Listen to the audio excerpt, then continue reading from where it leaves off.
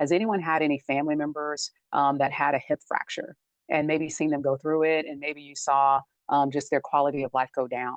And so if you have something like estrogen, which reduces the risk of osteoporosis by about 30%, that is something that we really want to be paying attention to. Now, a lot of times, you're told to take more calcium, and a lot of studies show that calcium is not doing a whole lot as it relates to the prevention of something like a hip fracture, because calcium does not impact the internal structure of the bone, whereas estrogen is one of the best things that can rebuild bone.